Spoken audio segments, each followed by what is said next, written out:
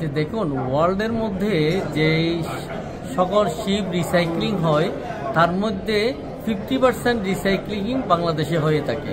অথচ এই রিসাইক্লিং নিয়ে বাংলাদেশ সম্পর্কে আপনার আইএমও কান্ট্রিগুলোর মধ্যে একটা বিরূপ মনোভাব থাকে। তো অথচ আমরা দেখেন এর মধ্যে আমরা হংকং কনভেনশনটা 2023-এ আমরা এটা রেটিফাইড করা হয়েছে। শিপ রিসাইক্লিং অ্যাক্ট 2019-এ অ্যামেন্ডমেন্ট করা হয়েছে, আবার এটাকে আমরা 2025-এ অ্যামেন্ডমেন্ট করেছি। সুতরাং এই শিপ রিসাইক্লিংয়ের উপরে বাংলাদেশ অনেকগুলো কাজ করছে। এখন আমরা যদি এই সি ক্যাটাগরিতে যদি নির্বাচিত হতে পারি, তাহলে আমাদের যে আইএমওর যে 176টা দেশ আছে, এই দেশগুলোকে আমরা বুঝাইতে পারবো যে আমরা শিপ রিসাইক্লিং আমরা অ্যাজ পার অ্যাক্ট আমরা এই কাজগুলো করছি। সুতরাং আরও বেশি আমরা মার্কেট পাবো, বাইরে থেকে শিপ এনে আমরা এখানে রিসাইক্লিং করতে পারবো।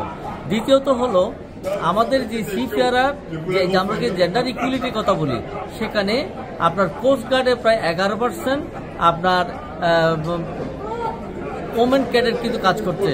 আপনার এই পিস কিপিং মিশনে প্রায় 9% আমাদের ফিমেল ক্যাডেট আছে। আমাদের প্রায় 10%-এর মতো আমরা নেভেল অফিসার হিসেবে কাজ করছে।